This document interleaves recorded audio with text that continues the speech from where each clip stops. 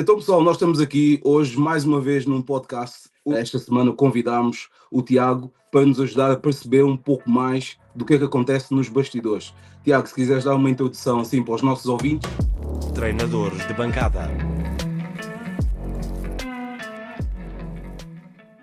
Boa noite, o meu nome é Tiago, o meu background sempre foi no futebol, mas depois desenvolvi-me na parte de preparação física e pronto, na parte de preparação física vai mais além do futebol, não é?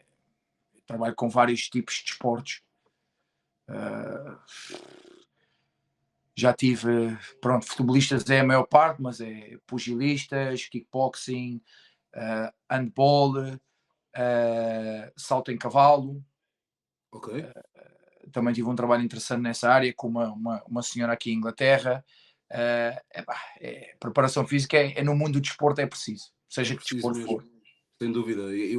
A minha primeira pergunta é mesmo essa, porque mencionaste que, obviamente, fazes o teu trabalho em vários desportos, mas como nós aqui no nosso canal somos mais focados no futebol, a minha pergunta inicial seria logo essa: qual é a diferença, na tua opinião, que existe entre a preparação física para o futebol e se calhar para outros desportos? Eu sei que sempre vai ser diferente, né? Então gostaria de saber assim da tua parte, assim algo mais Uh, específico. tem muito a ver com o atleta em si, não é? Tem muito a ver com o atleta em si, porque tu, no mundo do futebol, tens uma equipa de 11 jogadores, tens, sei lá, um defesa pode ser mais lento, mas mais forte. Ora, se calhar, eu num defesa, se vou trabalhar com ele, vejo assim, ok, primeiro, a primeira fase é a resistência, o endurance. Ele tem resistência suficiente para aguentar 90 minutos? Ok, tem a um certo patamar que eu exijo, não é? Depois já vem cada treinador com a sua exigência do que é que ele acha que é a resistência física ou não. Depois, por exemplo, se eu vejo que ele é um jogador bastante forte, diga assim, ok, e qual é os reflexos dele em termos de rapidez? Não de rapidez de sprintar, mas de rapidez de automatização, de a bola vem, ele é sharp enough, ele reage rápido. Pá, se não reage, então se calhar tem que trabalhar com ele mais nesse aspecto, não é? Por exemplo, isso é no mundo do futebol, mas depois Sim. tem que sempre olhar para a parte de trabalhar com bola, que é bastante importante, porque a gente pensa que o futebol é uma coisa muito fácil, mas quando a gente vê uma criança a jogar a bola, realmente tu precisas de muitas coisas para jogar a bola. Uma coisa que, por exemplo, eu trabalho com jovens e miúdos, uma coisa que eu vejo bastante muito hoje no dia a dia comparado connosco quando éramos mais jovens, há uma grande falta de atenção e uma grande falta de coordenação. Ok. E hoje em dia é muito difícil a gente ver os miúdos terem a coordenação como os miúdos tinham antigamente, porque não passam tempo suficiente na rua a fazer coisas diferentes. Estão muito agarrados ao computador e sentados em casa, e então é difícil. Por exemplo, comparando um futebol, como estavas a perguntar, um futebolista, por exemplo, com alguém do kickboxing, por exemplo, pá, o do kickboxing eu faço trabalhos mais curtos e mais à base de força e mais à base de explosão, que eles precisam de ser rápidos, fortes e é tudo à base de explosão. Um futebolista já não precisa de tanta explosão, não justifica. Sim, sim, sim, sim, sim. Ok. Então, tipo, isso é algo que já deste conta que aconteceu, se calhar, com a nova geração de futebol. De futebol, pronto, assim, da nova geração, em que nós já vemos uma diferença de, se calhar, de uma geração anterior, para o que acontece para as gerações de hoje em dia, né? Visto que, se calhar, até hoje em dia já não jogam tanto futebol na rua, como se calhar jogavam numa geração anterior, e isso tem afetado também o condicionamento dos jogadores, neste caso, os atletas de futebol, certo? Bastante, bastante. Até no toque de bola em si, a gente em Portugal, de onde a gente vem, se calhar jogávamos à bola todos os dias, 3 4 5 6 horas por dia. Bons tempos, bons tempos. Aqui, eu aqui tenho miúdos privados que vêm fazer comigo sessões privadas e já jogam em bons clubes aqui da zona onde eu estou, e mesmo assim os miúdos só treinam 2 vezes por semana ou uma vez por semana, 1 hora, e jogam ao fim de semana. Ou seja, quando tu vês num período de 7 dias, só têm atividade física 3 dias por semana, 3 horas. Pá, será que é suficiente? Não, Pois. não é. Tanto que eles lá com a resistência, lacam em massa, têm lacunas em massa muscular. Mesmo com 15, 16 anos, um gajo já começa a ver um pouco de músculo nas pernas dos miúdos, e aqui é difícil, porque não passam tempo suficiente a preparar-se fisicamente. E depois chegam aos jogos, querem jogar como se treinassem todos os dias, e depois, claro, não acontece. E o que depois vem ao meu próximo tópico, que é a importância de estar bem fisicamente, previne muito as lesões. Pois. E é isso que eu tinha uma pergunta nesse sentido, né?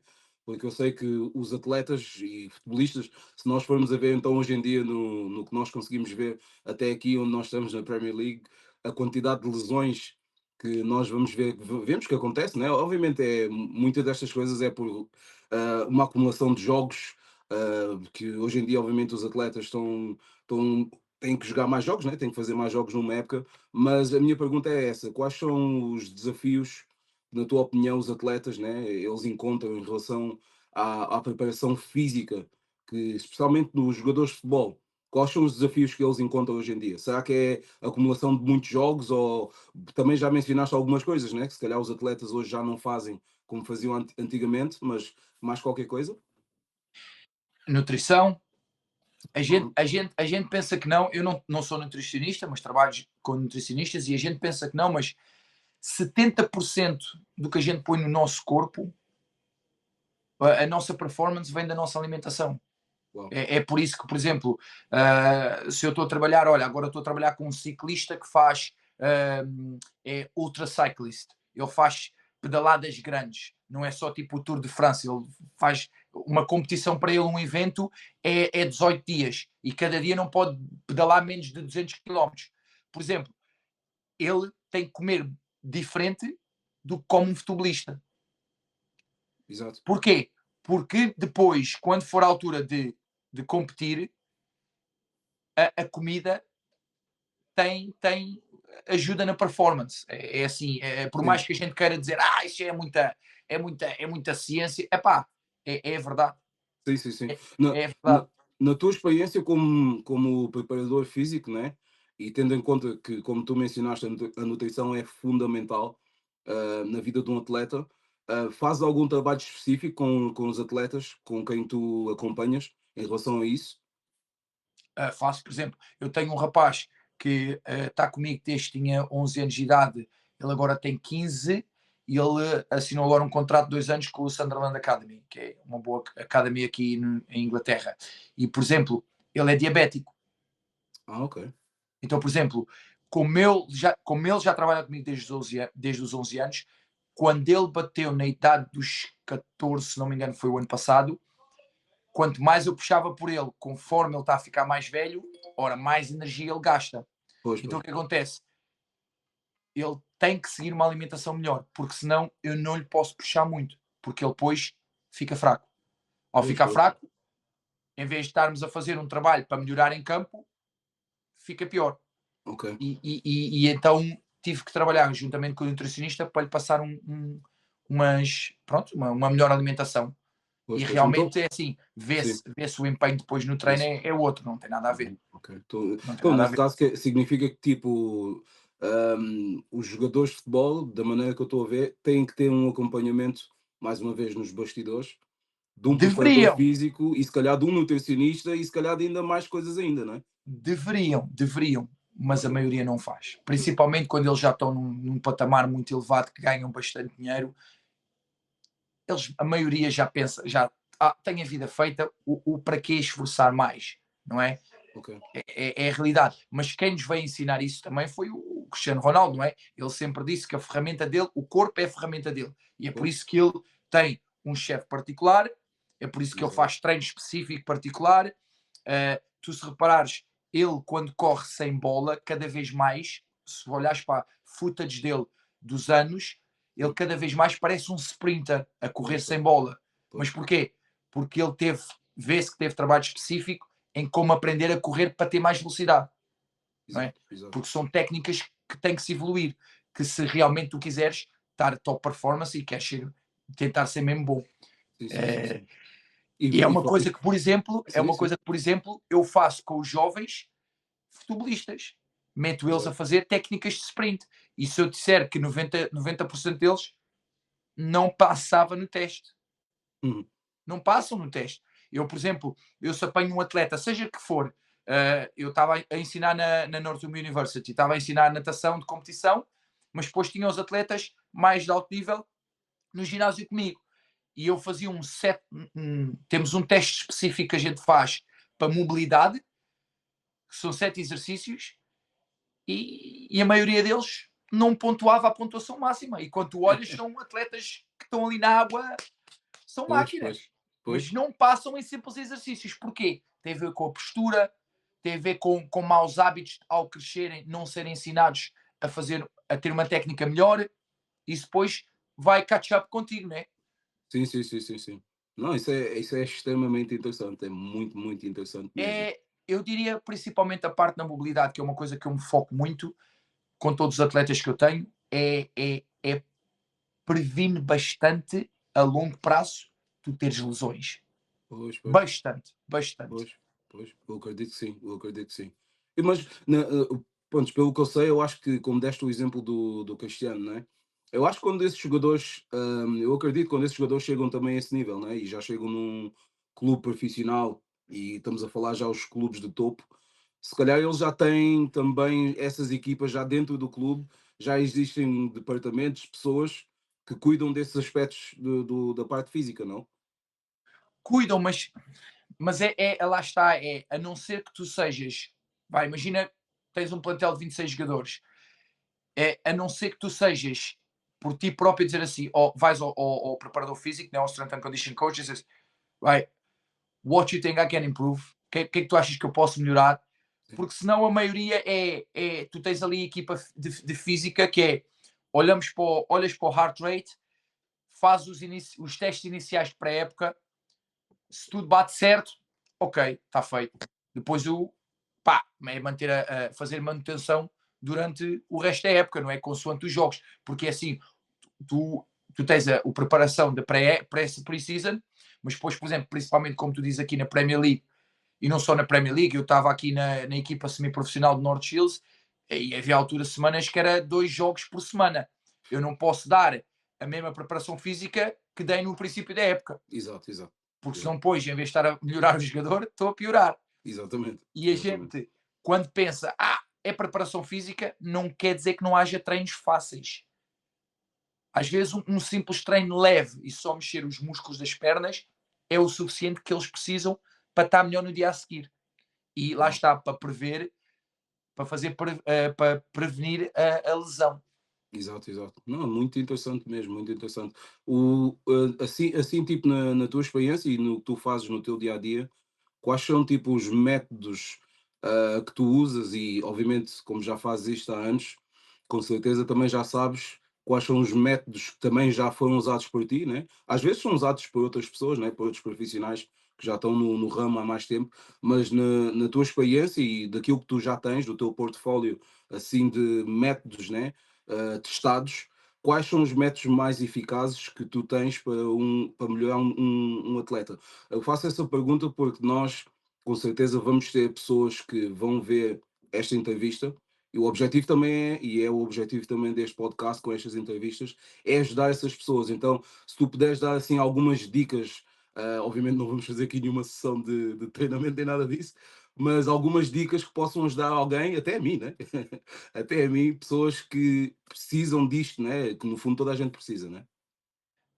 Sim, claro, toda a gente.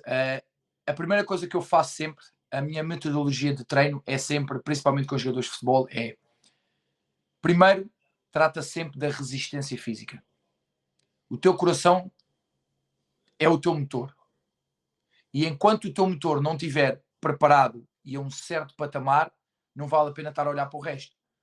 Porque tu jogaste a bola, Fábio. Qual era a primeira regra que um gajo aprendia no futebol? É pass and move, né? Sim, Passa a sim, bola e mexe. exato. Tu agora já tens 40, eu tenho 40. A gente se for jogar a bola, como é que é? Passa a bola, o mexer já cansa. É mais Percebes? fácil passar do que mexer. Ora, a minha metodologia de treino é sempre, primeiro, trabalho sempre a resistência, seja que atleta for. Seja de boxe, natação, kickboxing, futebolista, handball, primeiro é a resistência física. Mas enquanto estou a trabalhar na resistência física, eu observo os atletas na postura e na mobilidade que eles têm. Por exemplo, Ok. geralmente os futebolistas sofrem muito de hips, ancas. O que significa que depois, tu de certeza que já ouviste, eles sofrem muito de hamstring injuries. Pois. O que é que acontece é, não têm mobilidade nas ancas, ou os glúteos não estão a trabalhar como deveriam, não fazem alongamentos, não trabalham os glúteos, o que depois afeta a lower back, as costas em baixo. O que significa que estes 3 músculos estão ligados. Basta um dos dois falhar ou não estar a ser aquecido como deve ser, o hamstring vai pop out, vai falhar. Pois. Ora, é assim que eu faço. Eu trabalho endurance, resistência, ao mesmo tempo começar já a ver a mobilidade do atleta. Depois, passando disso, vai para a segunda fase, onde aí já começamos a trabalhar em força, em rapidez, em reflexos, mas a metodologia para mim é sempre igual. E eu uso bastante exercícios de mobilidade que derivam de yoga. Ok.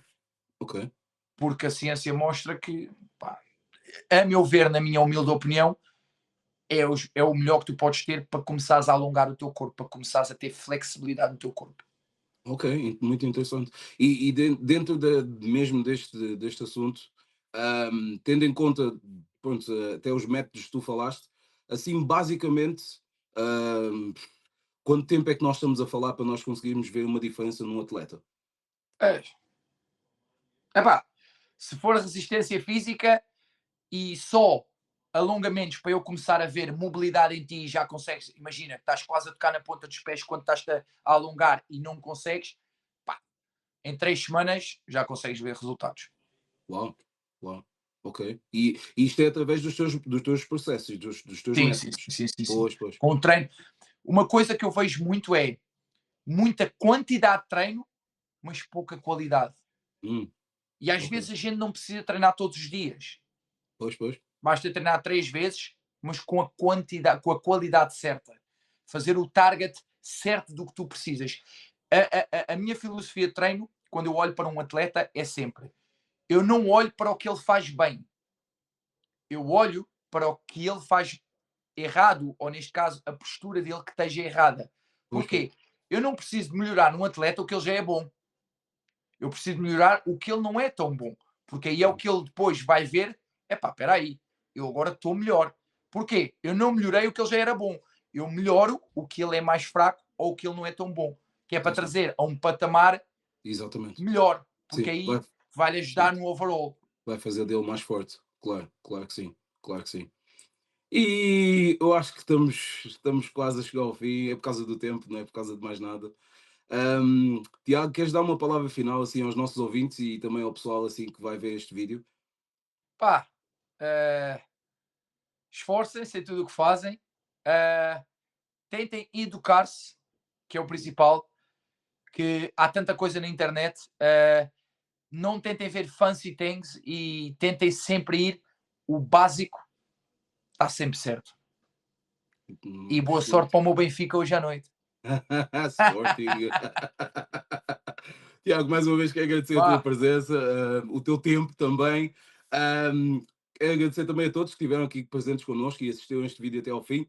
Nós vamos ter mais conteúdo como este a entrar no nosso canal do YouTube e também agora nós estamos nas plataformas do Spotify, estamos também nas redes sociais, então sigam-nos e vejam o nosso próximo vídeo que vai estar aqui mais ou menos aqui, ok?